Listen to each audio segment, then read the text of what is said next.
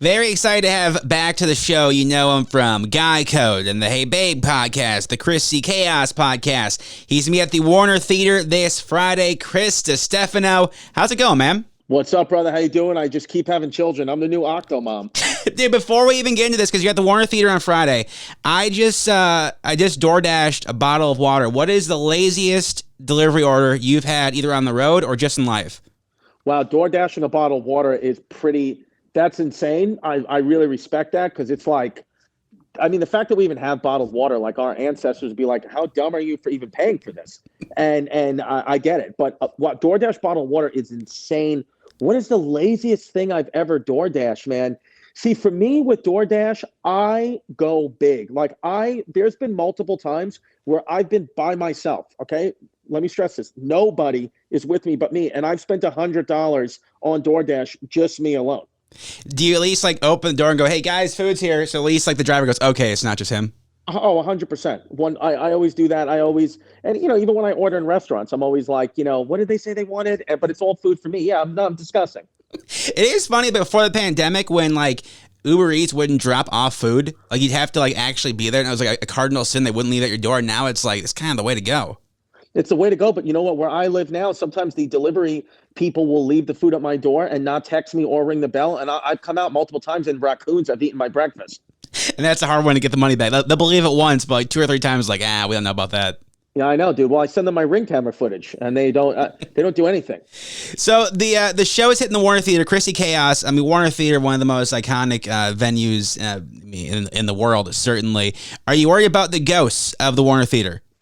No, only because I just feel like the state of depression I'm in right now, nothing can scare me. I'm numb to any pain. So I don't care at all about the ghosts. As a matter of fact, it may make the show even better if I saw a ghost right before I came on.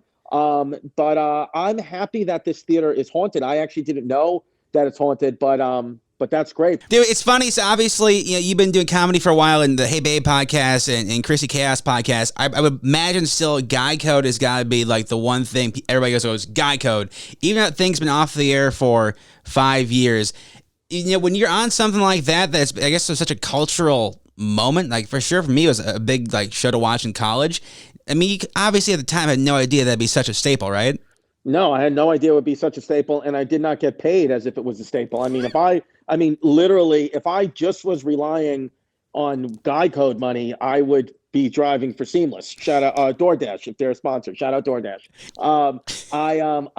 Which is, hey, that's a good job too, driving for DoorDash. No knock on it, but the thing is MTV, what they're good at is, it's all about the exposure with MTV. So we got the exposure in that show, which I'm definitely thankful for. But I mean, I did not get paid, baby.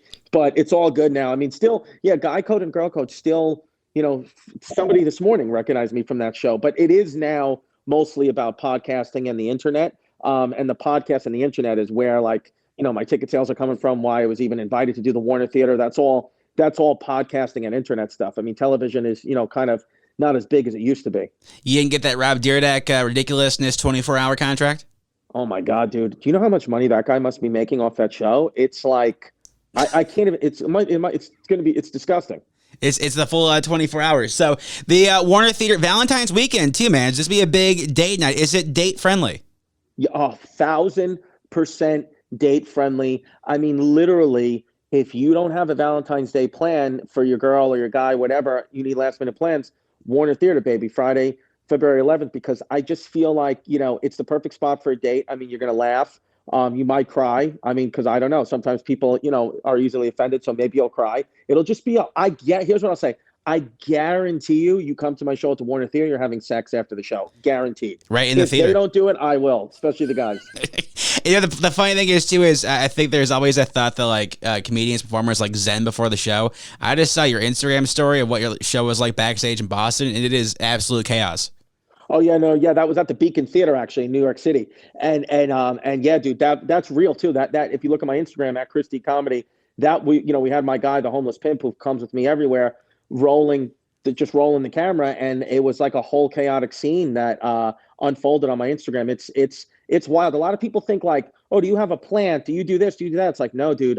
My guy just presses record, and that's what happens. Oh, that's so awesome. So Chris Distefano this Friday, the Warner Theater, 7 o'clock tip-off for the show. People want tickets. Where's the best place to get them?